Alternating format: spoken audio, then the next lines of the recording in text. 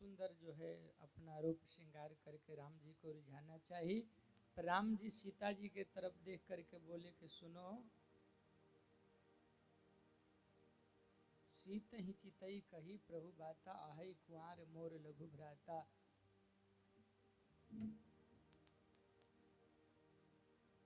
जब आसक्ति रूपी सपने का प्रहार करना चाहिए तो ज्ञान का सहारा लेना चाहिए। और ज्ञान किसको देख रहा है? भक्ति को देख रहा है। जब भक्ति जीवन में रहेगा तो आसक्ति आपका मन नहीं बिगाड़ सकती। तो राम ने आसक्ति को नहीं देखा, भक्ति को देखा। और भक्ति रूपी सीता को देखा तो राम जी ने कहा कि बैराग्य के पास जाकर उसका भी परीक्षा ले लो। तो लक्ष्मण के पास भेजे। लक्ष्मण जी ने कहा कि सुनो सुनो, रानी बनना चाहती हो कि महारानी कि दासी? बोली हम महारानी बनूंगी, दासी कहे बनूंगी। तो लक्ष्मण जी ने कहा वो जो बैठे हैं दोनों ना, वो अयोध्या के राजा रानी हैं, हम का हैं? सेवक हैं, हम दास हैं। तो दास ले शादी करोगी तो क्या बनोगी? अब तुम बताओ, दासी बनो कि महारानी? अरे हम दासी कहे बनूंगी, झाड़ू लगाऊंगी, हम सोऊंगी मजे में, झाड़ी दास दासियां लगाएगी। तो लक्ष्मण जी का तब यहाँ का करे, जाओ उसी के पास। प्रभु समरथ कौशलपुर राजा, जो कछु करहि उन्हीं सब छाजा। सेवक सुख चह मान भिखारी, वैसनी धन शुभ गति विचारी। इसलिए जाओ वहां जा करके। गोस्वामी जी कहते हैं आसक्ति भटकती रहती है, कभी कहीं आज तक संतुष्ट न हुई है, न होगी।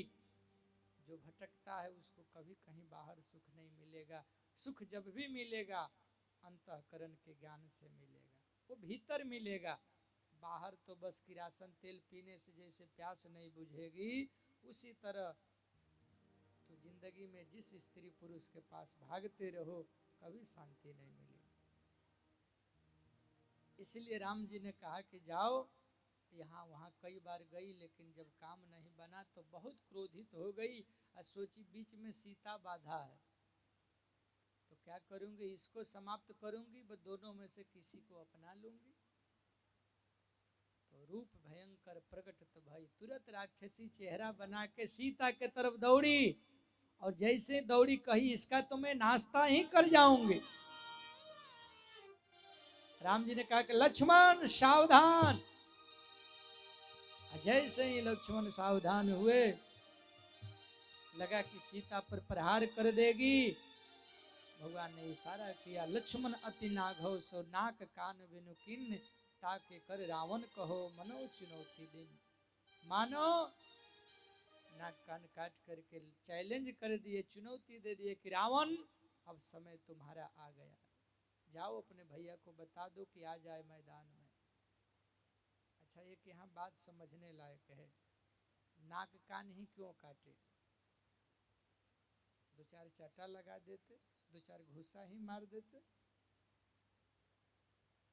यद्यपि महिला को अकारण नहीं मारना चाहिए, स्त्री पर हाथ उठाना उचित नहीं माना गया, लेकिन स्त्री हो तब ना, राक्षसी बन जाए तो अपना रक्षा तो करना पड़ेगा ना जी, तो आप ही को खा जाएगी। आत्मरक्षा करना तो किसी पर हाथ उठा सकते हैं, तो आत्मरक्षा में हाथ उठाए थे अपना जान बचाने के लिए। नाक कान वास्तव में क्या है? प्रतिष्ठा का प्रतीक है, कुल खानदान का इज्जत है। व्यक्ति क्या कहता है जब कोई उल्टा पुल्टा काम कर लेता है, परिवार में, घर में, समाज में कोई गलत काम कर दिया, ऐसा काम कर दिया जिससे समाज में निंदा होगा, परिवार का, घर का, तो घर वाले क्या बोलते हैं? गांव वाले मुहावरा में क्या बोलते हैं?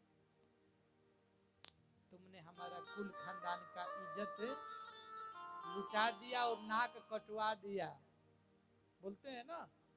तो क्या सच में उसका नाक कटा रहता है? कटा रहता है?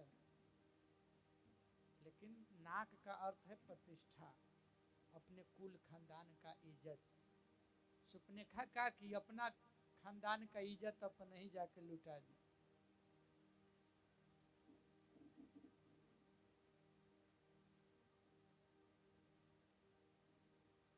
भागते भागते खरदूषण त्रिशिरा के पास गई, जाकर के सूचना दिया बड़ा सुंदर नारी है दोनों राजकुमार के साथ।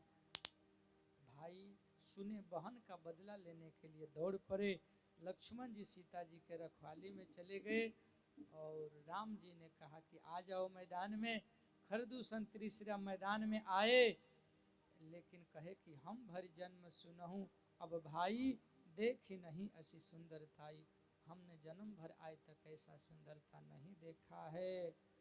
यद्यपि भगनी को इन्होंने कुरूप किया है, लेकिन वध के लायक के नहीं है, बड़ा सुंदर है दोनों।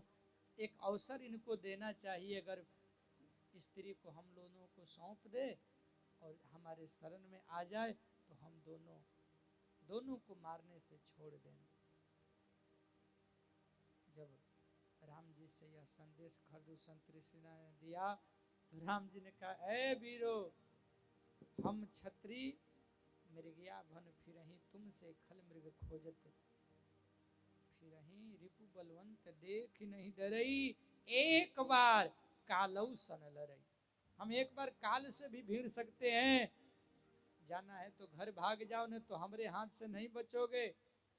खरदूषण त्रिशिरा को बुरा लगा, सावधान होकर के युद्ध मैदान में आ गए। दोनों तरफ से भयंकर बाण चलने लगे, युद्ध होने लगा, पूरी प्रकृति युद्ध में बदल गई।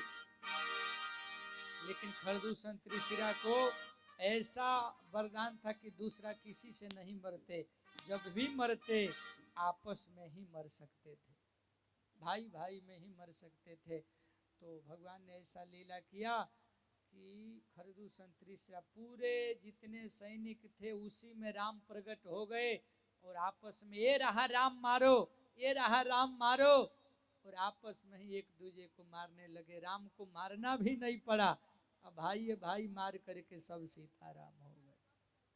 बोलिए राजा रामचंद्र भगवान की। सुपनेखा को पता चला कि खरदूषण त्रिशिरा का तो वध हो गया।